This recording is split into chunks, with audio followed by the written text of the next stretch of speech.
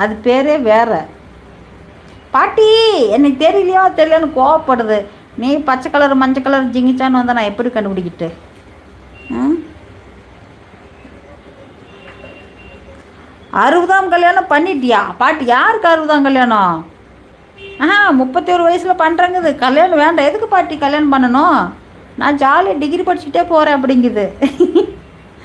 ஆ சத்யா என்னடா 60ஆம் கல்யாணம் சொல்கிறாங்கடா டேய்.